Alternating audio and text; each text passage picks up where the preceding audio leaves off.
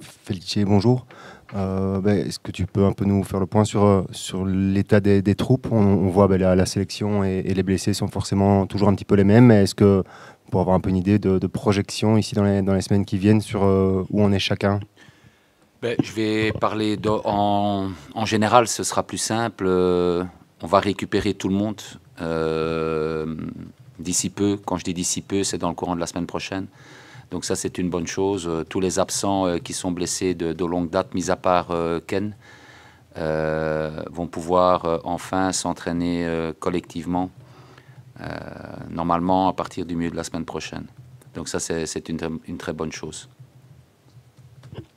Ça ajoutera forcément à la concurrence qu'il y a déjà avec la fin du mercato, mais j'imagine que ça va encore ajouter de l'émulation dans le groupe, ce qui est une bonne chose évidemment. Oui, j'espère effectivement un nombre important de joueurs, comme ça sera le cas à partir de la semaine prochaine, doit apporter de l'énergie positive, doit apporter de la concurrence positive, et je m'attacherai bien évidemment à ce que ça soit de la sorte. Dans quel état d'esprit tu as trouvé le groupe cette semaine? Il y avait forcément, on le répète un petit peu, mais de la frustration, mais aussi beaucoup de sentiment d'avoir bien fait les choses après le match de samedi. Comme toutes les semaines, hein, depuis cette semaine, on a le sentiment de faire bien les choses, mis à part, je reviens à chaque fois avec ça, mais mis à part au Cercle de Bruges, on a le sentiment de bien faire les choses, on a le sentiment d'avoir un bon état d'esprit. Les datas et l'objectivité des papiers le prouvent aussi. Donc, on est malgré tout dans cette énergie positive, dans ce sentiment où on doit corriger bien évidemment certains détails, puisque si on ne gagne pas, il y a des détails à corriger. Donc, on s'attache à essayer de travailler là-dessus et de garder un mental intact. Ce qui, à mes yeux, en tout cas dans la deuxième partie de la semaine, a été présent, ce mental positif, cette envie d'être malgré tout souriant et pas de rentrer dans une sphère négative. Au niveau du mental, surtout au niveau de l'attitude, au niveau du body language, au niveau de la prise des responsabilités à l'entraînement, de l'intensité qu'on doit mettre à l'entraînement. Je trouve qu'on est toujours dans une phase hyper positive à tous ces niveaux-là. Et j'espère qu'enfin, ça va se répercuter sur le résultat. Tu disais, il y a forcément des petites choses à corriger, sans rentrer dans les détails spécifiques du match contre Courtrai, de ce que tu attends de tes joueurs, mais sur quoi tu as insisté par rapport à ça, sur les manquements ou les petites failles qu'il y a pu y avoir?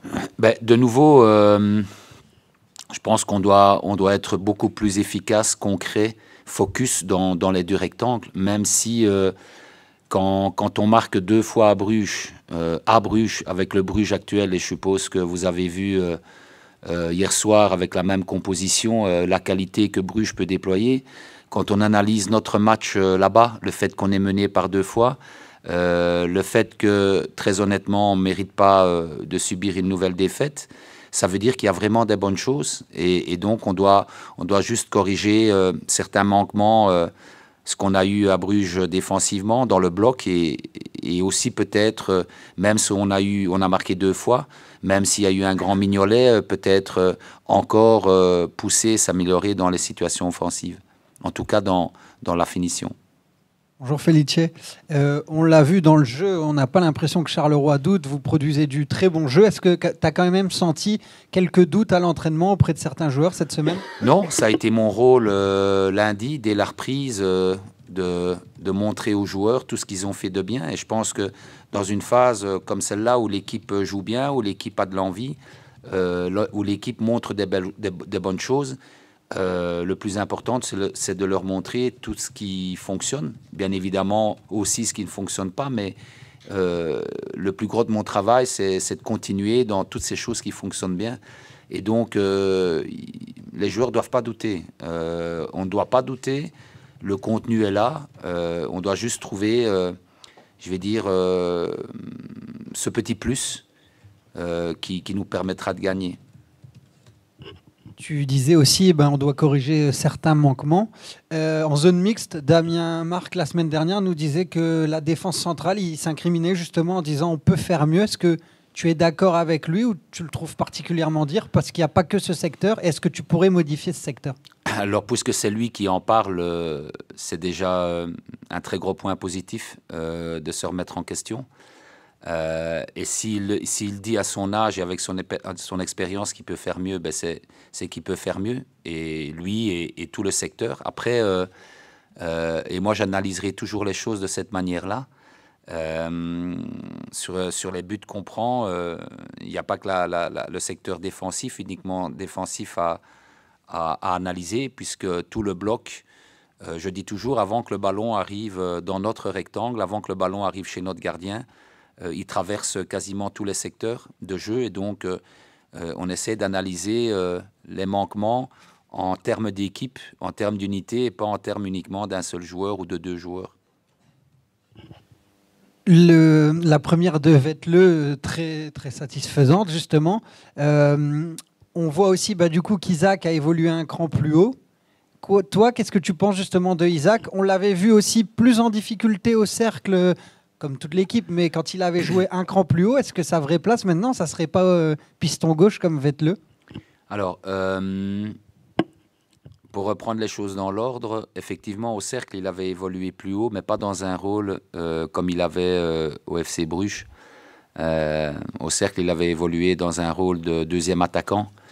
Et donc, effectivement, ça n'avait pas été très productif. Ici, à Bruges, il évoluait plutôt dans un rôle de soutien offensif.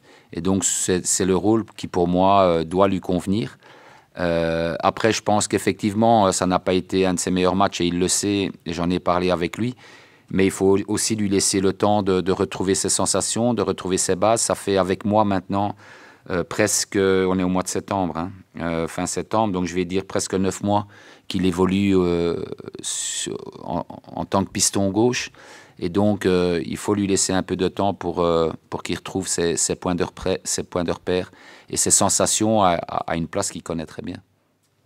Demain, vous retrouvez Martin Wazinski, que vous avez connu. Comment tu avais analysé son départ l'été dernier? Est-ce que pour toi, c'était précipité son départ ou il a fait le bon choix pour emmagasiner du temps de jeu ailleurs? Alors, le choix qu'un joueur fait, ce n'est pas à moi d'analyser, à savoir si c'est un bon choix ou un mauvais choix. Je pense que c'est à lui, quel que soit le joueur, à analyser sa situation personnelle quant au choix qu'on fait. On n'a pas à juger des choix des autres dans tout ce qu'on fait dans la vie et dans ce qu'on fait dans le sport. Je pense que ça appartient à chacun de faire un choix. Et on est dans un pays libre, et donc le choix lui appartient. Après, si moi je dois analyser son souhait, les deux fois où il est parti, où il a été mis en prêt, je lui avais demandé tout simplement d'être patient parce que c'est un bon joueur et que la concurrence était énorme à ces postes-là ici à Charleroi et que je ne lui assurais pas d'avoir un maximum de temps de jeu parce qu'il y avait une rotation, parce qu'il y avait la forme ou la méforme du jour et que par rapport à cette situation-là, c'était à lui de décider ce qu'il voulait. Voilà, s'il était toujours dans mon groupe aujourd'hui, il aurait été considéré, comme tous les défenseurs centraux qui sont là, il aurait été considéré tout simplement. Forcément, sur le banc d'en face, il y a aussi votre prédécesseur. Quel rapport vous entretenez avec lui? C'est simplement professionnel ou... On n'a jamais été manger ensemble et c'est pas négatif ou péjoratif ce que je dis. On n'a jamais été boire un verre ensemble puisqu'on se connaît mais sans se connaître. Voilà, après, je le respecte énormément en tant qu'entraîneur, en tant qu'homme, je vais dire, de la nouvelle génération, de la nouvelle vague d'entraîneurs. Je pense que ce sont ce genre d'entraîneurs qui vont apporter quelque chose en plus au football en général, au football belge en particulier. Donc, je le respecte comme je respecte tous mes collègues qui entraînent en Division 1 en Belgique et dans les divisions inférieures, bien évidemment.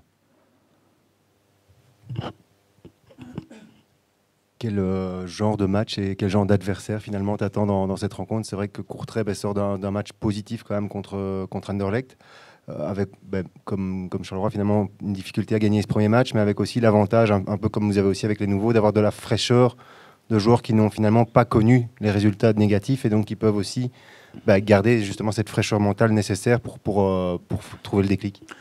Oui, comme tu viens de dire, ils sortent d'une bonne prestation, d'un bon résultat contre un Anderlecht qui joue le top pour le moment.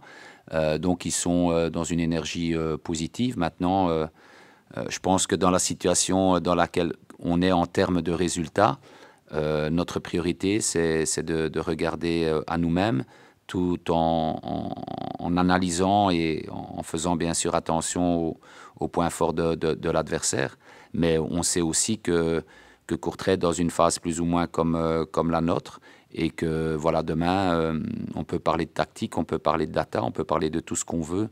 Le mental, l'ambition et la grosse envie de gagner ce match doit faire la différence.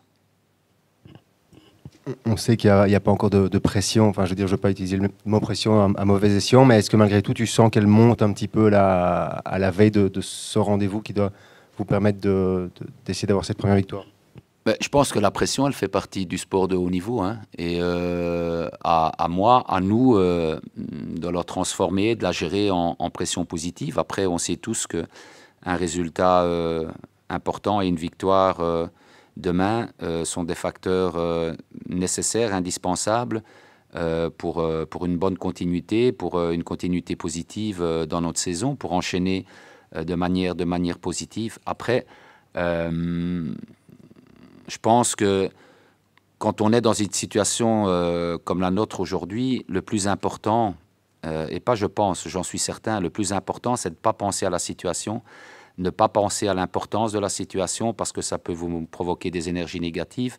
Il faut juste essayer de se donner à un maximum, se donner à 100%, essayer de continuer à prendre plaisir parce que si vous mettez de la pression par rapport à l'enjeu, ça ne marchera pas.